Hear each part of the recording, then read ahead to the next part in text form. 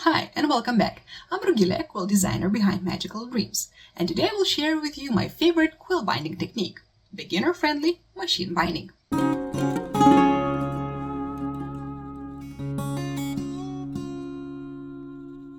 You'll need some basic sewing supplies, a sewing machine, cutting mat, ruler, rotary cutter, scissors, disappearing fabric pen, pins, and iron.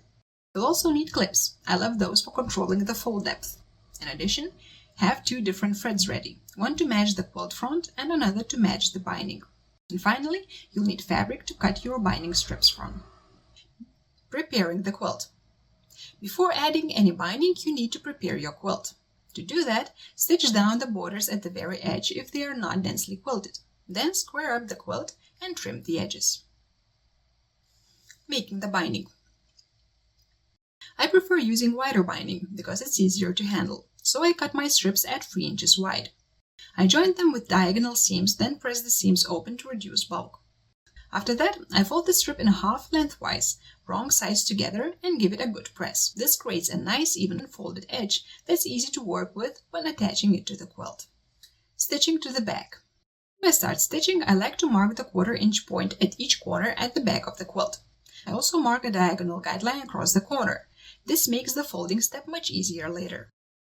Now I start attaching the binding to the back of the quilt, aligning the raw edges. Begin sewing somewhere in the middle of one quilt side, leaving a tail of about 10 to 15 inches at the beginning. We'll use that to join the ends later. I stitch using 1/4 inch walking foot for most accuracy. I use the thread that matches the quilt top in case it shows later on. Sew with the 1/4 inch seam allowance all the way towards the corner. When I reach the marked point, 1/4 inch from the edge, I stop. At this point, you can backstitch or you can stitch down along the diagonal line right into the corner. I prefer the latter. Next, I fold the binding at a 45-degree angle and then fold it back so it lines up with both quilt edges. This creates that nice mitered shape. Then, I continue stitching along the next side, joining the ends. Once I've sewn all the way around the quilt, I leave about an 18 to 20 inch gap between the starting and ending points of the binding. This gives me enough space to join the ends with a diagonal seam. I take the two binding tails and make sure they overlap by at least 4 inches. I bring the two binding tails together to find where they meet. Then I press that spot with an iron to make a crisp fold. After that, I trim each strip, leaving at least 4 inches of tail on both sides of the fold. Now I fold one tail down, aligning its crease with the center fold line of the binding. This makes a diagonal fold. I press it again to make that line more visible. I repeat the same with the other tail, folding it upward this time, so the two diagonal lines meet in the center, right where the binding ends overlap. To make it easier to work, I fold the quilt in half, which gives me more flexibility. Then I place the binding ends right sides together, align the fold lines, and pin. I stitch directly along the diagonal fold line, then open the binding to check that the joints lay flat and the length is correct. Only after checking, I trim the excess fabric and press the seams open. Now the binding is perfectly joined and I can finish stitching it down to the back of the quilt. Folding and clipping to the front.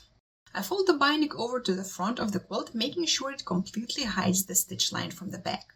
I clip it in place and use the depth of the clip to guide how far I fold it.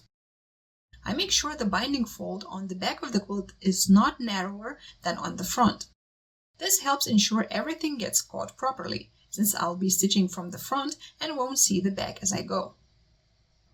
At the corners, I fold one edge first, then overlap the next to create a clean diagonal miter. Sometimes I use scissors to gently push the back fold into place. I take a moment to adjust the point so it looks neat and square. Then I use clips on both sides to hold the mitered corner and to keep an eye on the binding fold depth, both front and back. Top stitching from the front. Now I stitch from the front using a straight stitch, a regular walking foot, and thread that matches the binding. This way the stitches blend right in. I position the needle about 1 to 3 millimeters away from the binding edge on the front. At the corners I slow down. Sometimes I even turn the machine wheel by hand to help it get through the bulk cleanly. Then I keep going until the whole quilt binding is securely stitched down. Checking the back.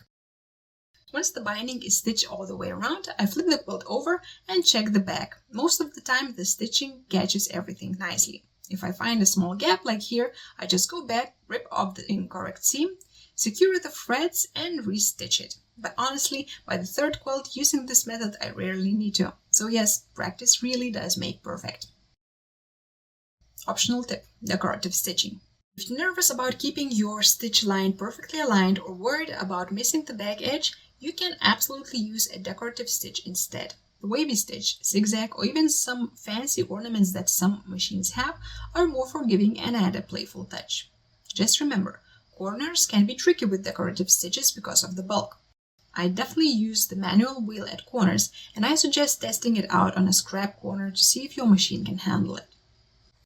And that's my favorite way to finish a quilt. It's fast, clean, and as beginner-friendly as quilt binding gets. I hope you'll give it a try and let me know how it went. Happy quilting, and see you in the next video. Bye!